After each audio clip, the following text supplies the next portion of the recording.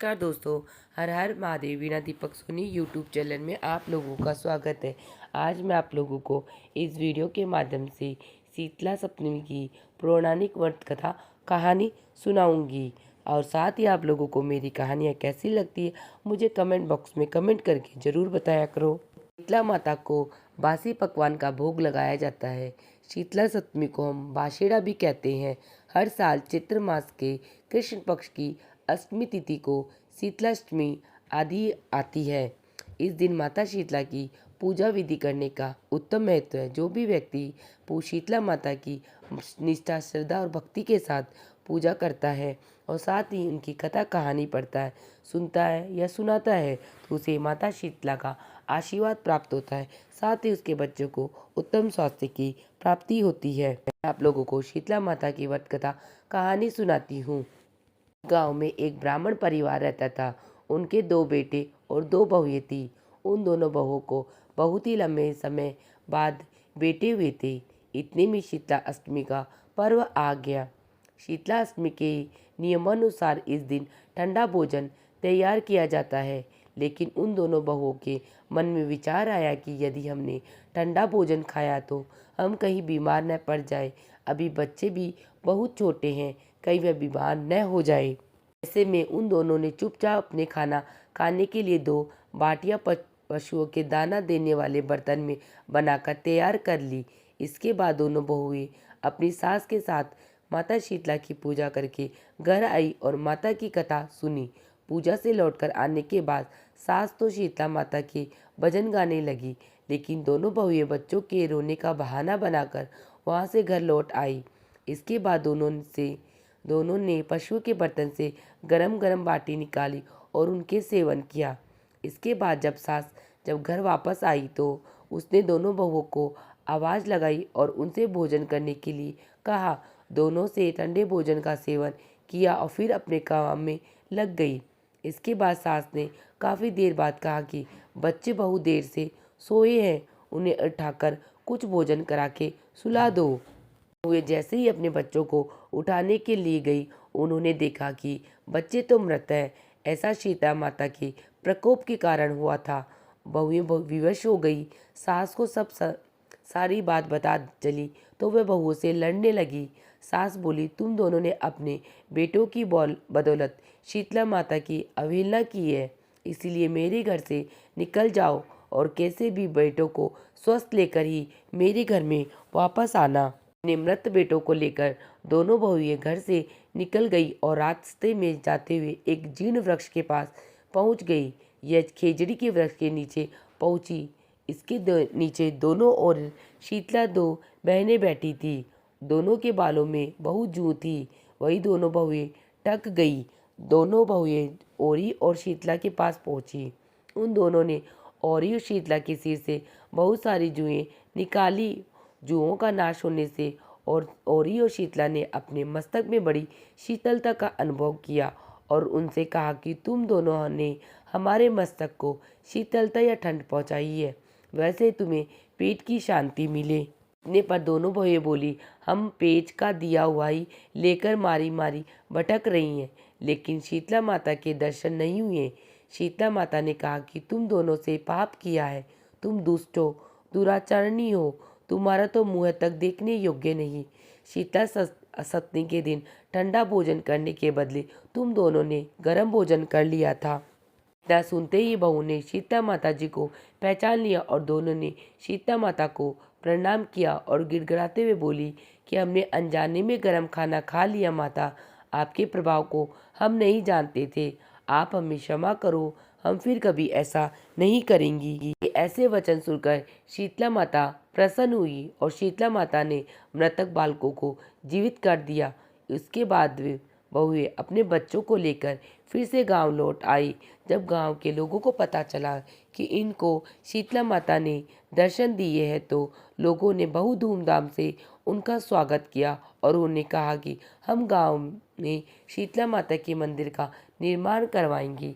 शीतला माता ने जैसे उन दोनों बहुओं पर अपनी कृपा दृष्टि रखी, वैसी हर किसी पर रखना कहता सुनकर उकारा बढ़ता अपना परिवार का करना। कहानी अधूरी है तो उसको पूरी करना, पूरी को प्रमाण करना। इस प्रकार शीतला माता की पौराणिक व्रत कथा कहानी समाप्त हुई। इसी के साथ मैं आपको शीतला माता की एक अन्य कथा कहानी और सुनाती हूँ। एक समय की बात है, एक बार शीतला माता ने सोचा कि चलो आज देखूं कि धरती पर मेरी पूजा कौन करता है, कौन मुझे मानता है। यही सोचकर शीतला माता धरती पर राजस्थान के डूंगरी गांव में आई और देखा कि इस गांव में मेरा मंदिर नहीं है और ना ही मेरी कोई पूजा होती है। माता शीतला गांव की गलियों में घूम रही थी।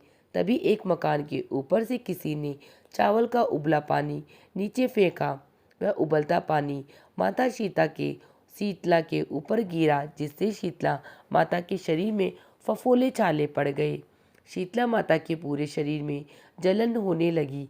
शीतला माता गांव में इधर उधर भाग भाग कर चिल्लाने लगी, अरे मैं जल गई, मेरा शरीर तप रहा है, जल रहा है, कोई मेरी सहायता करो। लेकिन उस गांव में किसी ने भी शीतला माता की सहायता नहीं की। वहीं अपने घर के बाहर एक कुमार महिला बैठी थी। उस कुमार ने देखा कि अरे यह बूढ़ी माई तो बहुत जल गई है, इसके पूरे शरीर में तपन है, इसके पूरे शरीर में फफोले पड़ गए हैं, यह तपन सहन नहीं कर पा रही। तब उस कुमार ने कहा, हे माँ, तू यहाँ आकर बैठ जा, मैं तेरी शरीर के ऊपर ठंडा पानी डालती हूँ। कुमारन ने उस बूढ़ी माई पर खूब ठंडा पानी डाला। बोली, हे माँ, मेरे घर में रात की बनी हुई राबड़ी रखी है, थोड़ा दही भी है, तू दही राबड़ी खा ले। जब बूढ़ी माई ने ठंडी ज्वार के आटे की राबड़ी और दही खाया तो उसके शरीर को ठंडक मिली। कुम्हारन ने कहा, माँ यहाँ बैठ जा, तेरे सिर के बाल बहुत बिखरे हैं, ला मैं तेरी चोटी गूंथ देती हूँ। और कुम्हारन माई की चोटी गूंथने हुए हेतु कंघी बालों में करती रही। अचानक कुम्हारन की नज़र उस बूढ़ी माई के सिर के पीछे पड़ी तो कुम्हारन ने देखा कि एक खांख बालों के अंदर छिपी है। यह देखकर वह कुम्हारन डर के मारे घबराकर भागने लगी। तभी उसी बूढ़ी माई ने कहा, रुक जा बेटी, तू डर मत, मैं कोई भूत नहीं हूँ, मैं शीतला देवी हूँ। मैं तो इस धरती पर देखने आई थी कि मुझे कौन मानता है, कौन मेरी पूजा करता है। इतना कहकर माता चार भुजा वाली हीरे जवाहरात के आभूषण पहने, सिर पर स्वर्ण मुकुट धारण किए अपनी असली रूप में प्रकट हो गई। माता के दर्शन कर कुमार सोचने लगी, अब मैं गरीब इन माता को कहाँ बिठाऊं।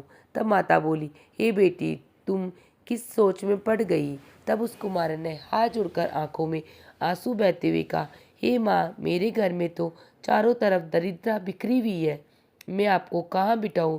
मेरे घर में ना तो कोई चौकी है, ना बैठने का कोई सामान है। शीतला माता प्रसन्न होकर उस कुमार के घर पर खड़े हुए गधे पर बैठकर, हाथ में झाड़ू दूसरे हाथ में डलिया लेकर उस कुमारन के घर की दरिद्रता को झाड़कर डलिया में भरकर फेंक दिया और उस कुमारन से कहा, हे बेटी, मैं तेरी सच्ची भक्ति से प्रसन्न हूँ, अब तुझे जो भी चाहिए मुझसे वरदान मांग ले। तब कुमारन ने हाथ जोड़कर कहा, हे माता, मेरी इच्छा है अब आप इसी डूंगरी गांव में स्थापित होकर यही निवास करें।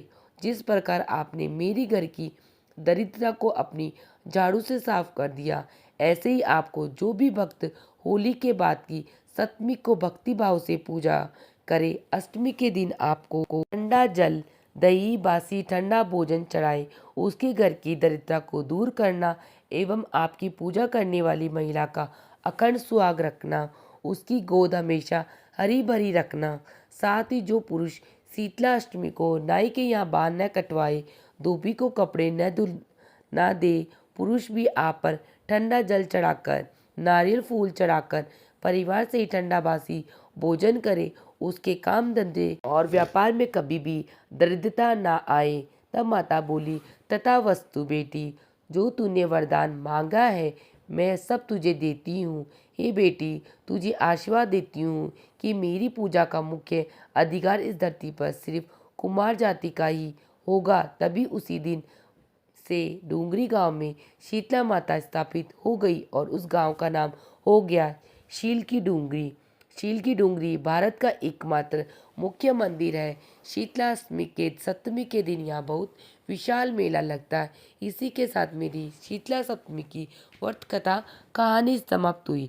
आप सबको मेरी शीतला सप्तमी की व्रत कथा कहानी कैसी लगी मुझे कमेंट बॉक्स में जय माता शीतला या हर हर महादेव लिख के ज़रूर बताना। वीडियो पसंद आई तो वीडियो को लाइक करना और चैनल को सब्सक्राइब करना, जिसका आने वाली वीडियो का नोटिफिकेशन आप लोगों को प्राप्त हो सके। वीडियो देखने के लिए आप सभी का धन्यवाद। हर हर महादेव। मिलते हैं नेक्स्ट वीडियो में।